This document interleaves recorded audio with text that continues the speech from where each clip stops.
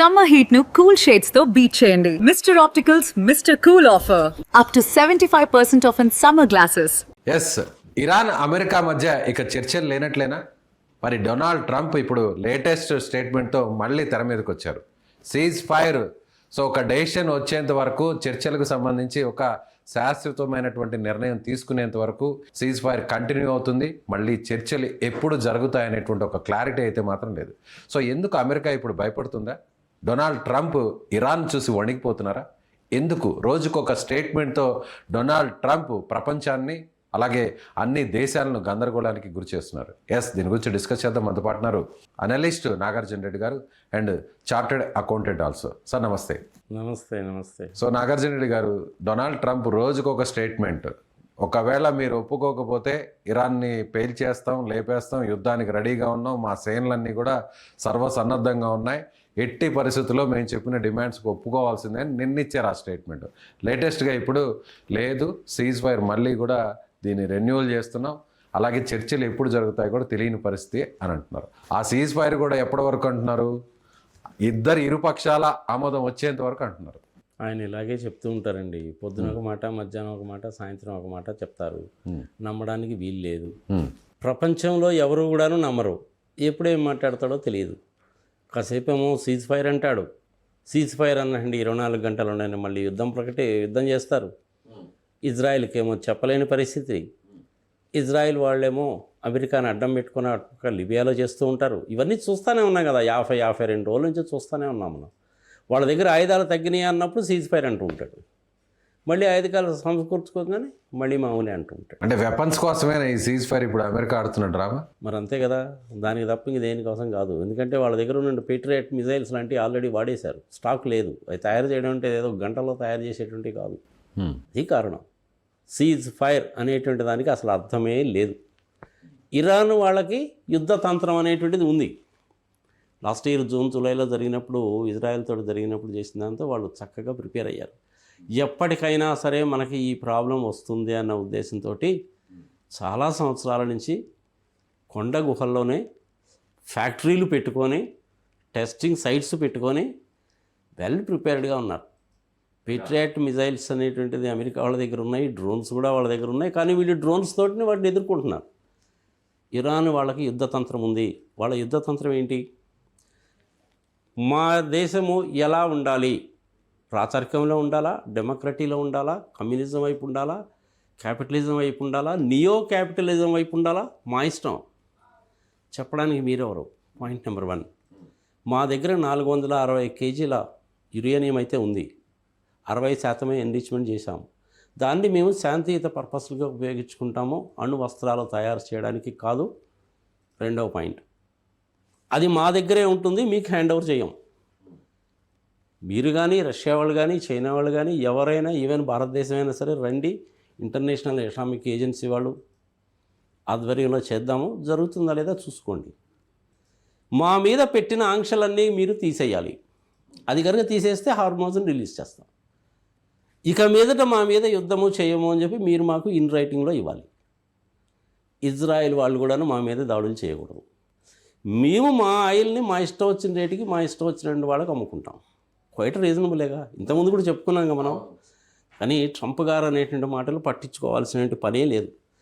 కానీ ఒక అమెరికా అధ్యక్షుడు హోదాలో ఉన్న వ్యక్తి ఇలా రోజుకు ఒక స్టేట్మెంట్ ఇస్తుంటే అమెరికా పరువు గంగపాలు కావట్లేదు అంటారు. ఆల్రెడీ పోయిందిగా, ఇంకా పరువు ఎక్కడుంది? ఒకప్పుడు అమెరికా అంటే ఏంటంటే పెద్దన్న. అమెరికా అంటే ఒక రకమైనటువంటి గౌరవం ఉండేది. రిపబ్లికన్స్ ఉన్నా, డెమోక్రాట్స్ ఉన్నా, ఎవరు ప్రెసిడెంట్లుగా ఉన్నా సరే కాక గౌరవం ఇచ్చేవాళ్ళు. ఈసారి 47వసారి అమెరికన్ ప్రెసిడెంట్ అయిన తర్వాత ఆ గౌరవం మొత్తం పోయింది. అమెరికా అంటే అమెరికా 33 కోట్ల జనాభా ఉన్నారు, ఏదో మాట్లాడుతుంటాడు, వాళ్ళందరూ కలిసి ఆయన ప్రెసిడెంట్ కింద అనుకున్నారు. అది వాళ్ళకి సంబంధించిన అంతర్గత విహారం. నీకు నాకు ఎందుకు? మనం వాళ్ళతో ఎలా ఉండాలి, వాళ్ళు మనతో ఎలా ఉన్నారు, ఇది మాత్రమే మనకు కావాలి. స్వార్థము అంటారు దీన్ని. అంతర్జాతీయ రాజకీయం అనేటువంటిది జియో పాలిటిక్స్లో మొట్టమొదటి అంశం ఏంటంటే స్వార్థమే. ఇప్పుడు అమెరికాని ఇంకా ఎవరు విలువ చేయరు అంటారా? చెయ్యరు. ఆల్రెడీ పోయింది, ఇంకెక్కడ విలువ చేస్తారు? ఇంతకుముందు భయపడేవాళ్ళు. అమెరికా ఒక మాట చెప్తే, అమెరికా అధ్యక్షుడు హోదాలో ఒక స్టేట్మెంట్ ఇస్తే ప్రపంచం అంతా కూడా దాని వైపు చూసేది. కానీ ఇన్ని స్టేట్మెంట్స్ 50 రోజుల్లో దాదాపుగా 50 స్టేట్మెంట్లు ఇచ్చుంటారు ట్రంప్. ఎన్నైనా ఇచ్చుకోండి, 50 కాకపోతే 500 ఇచ్చుకోండి. ఇంతకుముందు అమెరికాని చూసి ఎవరు భయపడేవాళ్ళు కాదు, గౌరవం ఇచ్చేవాళ్ళు. ఒక పెద్దన్నగా మర్యాద ఇచ్చేవాళ్ళు, గౌరవం ఇచ్చేవాళ్ళు. సరేలే పాపం ఏదో మన పెద్దన్న చెప్పాడు కదా, అందరూ మంచికే కదా అని చెప్పి గౌరవించేవాళ్ళు, ఇష్టం ఉన్నా లేకపోయినా. కానీ ఇప్పుడు అది కాదుగా పరిస్థితి. అమెరికాలో ప్రజల్లోనే వ్యతిరేకత వచ్చింది. రేపు నవంబర్లో ఎలక్షన్స్ ఉన్నాయి, ఏమైతే మనం వేచి చూడాల్సిందే. ఆయన దిగిపోయినా మనం ఆశ్చర్యపడాల్సిన పని లేదు. నేటో వాళ్ళ సపోర్ట్ అనేటువంటిది లేదు. చైనా వాళ్ళని ఏదో చేయబోయాడు, ఏదో జరిగింది. రష్యా వాళ్ళ జోలు ఆయన పోడు, మళ్ళీ ఇద్దరు కలిసి మాట్లాడుకుంటారు. ఇదే అంతర్జాతీయ రాజకీయం అంటే. అంతర్జాతీయ రాజకీయంలో ప్రధానమైన అంశం స్వార్థము. నేను, నా ప్రజలు, నా దేశము, నా రక్షణ, నా వ్యాపారము, నాకు ప్రకృతి పరంగా సమకూరినటువంటి వనరులు, తీర ప్రాంతము, ఇదే ఎవరికైనా సరే ఇదే ఉంటుంది. ఇది అమెరికా వాళ్ళకి చాలా ఎక్కువ. ఆ చాలా ఎక్కువ స్వార్థం ఉండడం మూలకంగా ఆయుధాలు అమ్ముకొని బతుకుతుంటారు. యుద్ధాలు అనేటువంటివే ఉండవు అని ట్రంప్ చెప్పాడు. ఆయన వచ్చిన తర్వాతనే 8 రకాలైన యుద్ధాలు మనం చూసాం. వెనిజులాలో రాజునే అన్యాయంగా ఎత్తుకుపోయారు. కారణం ఏం చెప్పారు? మీ దగ్గర నుంచి డ్రగ్స్ వస్తున్నాయి అని చెప్పారు. అది కాదు, మెక్సికో నుంచి వచ్చే డ్రగ్స్ని ఆపుకోవడానికి కంచెలు వేసి పెద్ద పెద్ద గోడలు కట్టినా కానీ అది కుదరలా. వాళ్ళ చేతగానితనాన్ని, వాళ్ళ అసమర్థతని కప్పిపుచ్చుకోవడానికి కోసం అని చెప్పి ఇలా చెప్తుంటారు. ఇరాక్లో అలాగే చేశారు, ఇప్పుడు ఇరాన్ మీద అదే చేస్తున్నారు. 1969లో వియత్నాం మీద కూడా అదే చేశారు. ఆఫ్ఘనిస్తాన్లో కూడా అదే చేశారు. ఏం చేశారో చూసాంగా. వియత్నాంలో ఓడిపోయారు, ఆఫ్ఘనిస్తాన్లో అర్ధరాత్రి చెంబు తపేడ తీసుకుని వెళ్ళిపోయారు. పాకిస్తాన్ టెర్రరిస్ట్ దేశం ఉన్న సంగతి తెలుసు, ప్రపంచంలో ఉన్న అన్ని దేశాలకి తెలుసు. వాళ్ళకేమో ఈయన సపోర్ట్ చేస్తాడు. ఇక్కడేమో టెర్రరిస్టులను పెంచి పోషిస్తున్నారు, ఆయుధాలు ఇస్తున్నారు హౌతీస్కి వాళ్ళకి అని చెప్పి ఇరాన్ మీద యుద్ధం ప్రకటిస్తాడు. న్యూక్లియర్ బాంబులు తయారు చేస్తున్నారని చెప్పి వాళ్ళ మీద అంటాడు. మరి పాకిస్తాన్ సంగతి ఏంటి? ఒసామా బిన్ లాడెన్ లాంటి వ్యక్తులు తయారు చేసిన అమెరికానే. అందుకనే వాళ్ళ మాట మీకు విలువ అనేటువంటిది పోయింది. డెమోక్రాట్స్ ఉన్నా, రిపబ్లికన్స్ ఉన్నా అమెరికన్ పాలసీ ఒక్కటే, కర్ర పెత్తనము, యుద్ధాలు జరగాలి, ఆయుధాలు అమ్ముకోవాలి, మళ్ళీ ఆ ఆయుధాలు తయారు చేయాలి. వాళ్ళు ఎలక్షన్లో గెలవడానికి వీళ్ళందరూ కూడా ఫైనాన్షియల్గా సపోర్ట్ చేస్తారు. ఇప్పుడు ఈ వార్ ఎపిసోడ్ అందరూ అబ్జర్వ్ చేసిన వాళ్ళు 50 రోజుల్లో అమెరికా ఓడిపోయింది కాబట్టి సో ఇలాంటి మాటల్ని చెప్తుంది బయటకి. సో ఆ ఇరానే ఇక్కడ పై చేయింది, ఇరానే ఇక్కడ పూర్తి స్థాయిలో అమెరికా మీద గెలిచింది, పరోక్షంగా కానీ ప్రత్యక్షంగా కానీ అని అంటే అవునంటారు? 100% కరెక్ట్. ఇరాన్ని వాళ్ళు ఏమీ చేయలేరు. ఇరాన్ పక్షం వైపున న్యాయం ఉంది, ధర్మం ఉంది కాబట్టి వాళ్ళని ఏమీ చేయలేరు. అదే యుద్ధానికి ముందు కూడాను అలాగే ఉంది. యుద్ధానికి ముందు ఇరాన్ అసలు సివిలైజేషన్నే నాశనం చేస్తానంటాడు. సివిలైజేషన్ లేనటువంటి ఒక దేశ అధ్యక్షుడు, అక్కడే వ్యవహారం తేలిపోయిందిగా. అమెరికా లాంటి అతిపెద్ద దేశము, ఆయుధ సంపత్తి ఉన్న దేశము నేరుగా ఇరాన్ మీద దండెత్తుతుంది, వార్లోకి ఎంటర్ అవుతుంది అని అంటే అందరూ కూడా ఏమనుకున్నారంటే ప్రపంచ దేశాలన్నీ కూడా ఇరాన్కి లొంగిపోతుంది, మహా అంటే వారం 10 రోజులు యుద్ధం ఉంటుంది, ఏ విధంగా ఇరాక్ని లొంగ తీసుకుందో అదే విధంగా ఇరాన్ కూడా లొంగ తీసుకుందో అని అందరూ అనుకున్నారు. కానీ అనూహ్యంగా బొమ్మ ఇటు తిరిగి అడ్డుపడింది. అది బొమ్మ ఇటు తిరిగి అడ్డుపడడం ఉన్నది ఇప్పుడు జరిగేది ఏంది? ఇంచుమించుగా 6-7 సంవత్సరాలు యుద్ధం చేశారు వియత్నాంలో. ఏమి సాధించారు? కుదరలేదుగా. 20 సంవత్సరాల పాటు ఆఫ్ఘనిస్తాన్లో ఉన్నారు, చివరికి వాళ్ళే వెళ్ళిపోయారుగా. మరి ఇన్ని తెలిసి ఎందుకు మరి ఇంత చేయడం, ఇంత రాద్ధాంతం ఎందుకు చేస్తున్నాం? అంతర్జాతీయ రాజకీయాలంటే ఇలాగే ఉంటాయి. స్వార్థము, కర్ర పెత్తనము, అంతే. ఒకప్పుడు ఏంటంటే యూనిలేటరల్గా ఉండేది. వాళ్ళు చెప్పిన దానికి అందరు కూడా సరేలే అని అనుకునేవాళ్ళు. కానీ ఇప్పుడు పరిస్థితి అలా లేదు.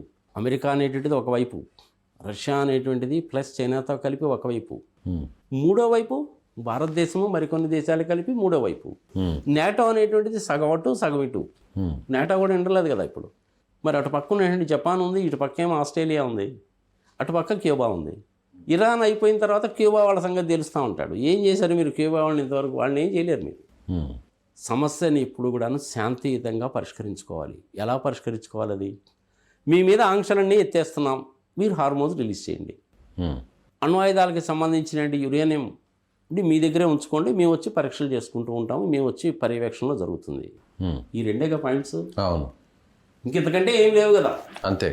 ఆ రెండింటికి మీరు ఒప్పుకోండి. ఆంక్షలన్నీ కూడా ఎత్తేస్తున్నామని చెప్పండి.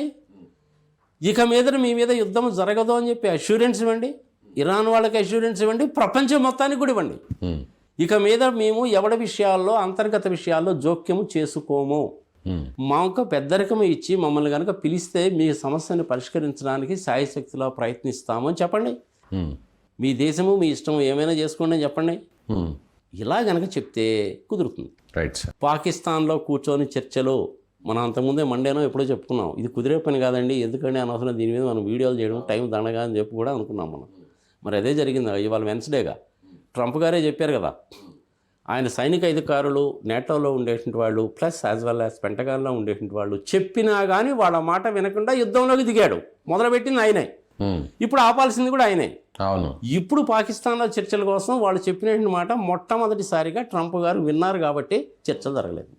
ఇరాన్ వాళ్ళది చాలా వరకు ఆలోచిస్తే కనుక నిష్పక్షపాతంగా చెప్పాలి అంటే న్యాయము ధర్మము వాళ్ళ పక్షాన ఉంది. ఓకే. సివిలైజేషన్ని మీరు నాశనం చేయలేరు. వాళ్ళ అంతర్గత విషయాల్లో మీరు జోక్యం చేసుకోకూడదు. వాళ్ళ దేశము, పౌరులు, రక్షణ, బార్డర్సు, విద్య, ఆరోగ్యం, తాగునీరు, సాగునీరు ఎట్సెట్రా ఎట్సెట్రా వాళ్ళు చూసుకుంటారు. వాళ్ళకున్న న్యాచురల్ రిసోర్స్ అనేటువంటిది ఒక్కటే. వాళ్ళకున్న న్యాచురల్ రిసోర్సెస్ అనేది ఆయిల్. దాని మీద మీరు ఆంక్షలు పెడితే ఎట్ట కుదురుతుంది? కుదరదు. ఇరాన్ గురించి చాలామందికి ప్రజలకి తెలియకపోవచ్చు. 25 రకాల స్పెషాలిటీస్ ఉన్నాయండి ఇరాన్లో, తెలుసా మీకు? ప్రపంచం మొత్తం మీద సాఫ్రాన్ అంటాం కదా మనం, సాఫ్రాన్ ఎక్స్పోర్ట్ చేసేటువంటి దేశాలు అనేసి అంటే ఇరానే. ఇరాన్లో పండినంత సాఫ్రాన్ నీకు ఎక్కడా పండదు. మనం వీడియోలో చెప్పుకున్నాం. అవును, కాశ్మీర్లో కుంకుమ ఎంత ఇదో ఇరాన్లో కూడా కుంకుమ అంత డిమాండ్. యునెస్కో వాళ్ళు డిక్లేర్ చేసినటువంటి వరల్డ్ హెరిటేజ్ సైట్స్లో మ్యాక్సిమం అనేటువంటిది ఇరాన్లోనే ఉన్నాయి. ఇరాన్ వాళ్ళు అనేటువంటి చాలా నిలుపుగా నిదానంగా ఉండేవాళ్ళు, యుద్ధాలు చేయాలనే కోరిక లేదు. ఒకప్పుడు వాళ్ళందరూ కూడాను పర్షియన్స్, 5000 సంవత్సరాల చరిత్ర ఉంది. వాళ్ళ సర్వైవల్ కోసం వాళ్ళు పోరాడుతున్నారు. వాళ్ళు ఇజ్రాయెల్ వాళ్ళు తేల్చుకుంటారు, మధ్యలో అమెరికాకి ఏం పని? కర్ర పెత్తనం అన్నమాట ఇది. అయితే మీరు అడగచ్చు, మీరు మరి ఇజ్రాయెల్కి సపోర్ట్ చేస్తారా, అమెరికాకి సపోర్ట్ చేస్తారా, ఇరాన్కి సపోర్ట్ చేస్తారా అంటే, నా దేశ ప్రధాని ఎవరికి సపోర్ట్ చేస్తే నేను ఆయనకి సపోర్ట్ చేస్తాను. ఒక భారతీయుడిగా మనం వాళ్ళకి సపోర్ట్ చేయాలి. నా సొంత అభిప్రాయం అంటూ మీరు కనుక అడిగితే యుద్ధం అనేటువంటిది ఆగిపోవాలి, అమెరికానే ముందుకు రావాలి, వాళ్లే యుద్ధాన్ని ఆపేయాలి. మొదలుపెట్టింది వాళ్లే కాబట్టి వాళ్లే యుద్ధాన్ని ఆపేయాలి. Point number 1. సెకండ్ పాయింట్ నేను చెప్పినటువంటి ఇంకెన్నిసార్లు చెప్పాలి నేను? చూద్దాం సార్. మరి నాగార్జున రెడ్డి గారి అభిప్రాయాన్ని మీరు ఏకీభవిస్తున్నారా? డొనాల్డ్ ట్రంప్ నేరుగా తన చేతగాని తనంతో అమెరికా ఇప్పుడు తన పరువును పోగొట్టుకుంటుందా? ఇప్పుడు కర్ర పత్తనం చేసేటువంటి పరిస్థితులు అమెరికాకు లేవా?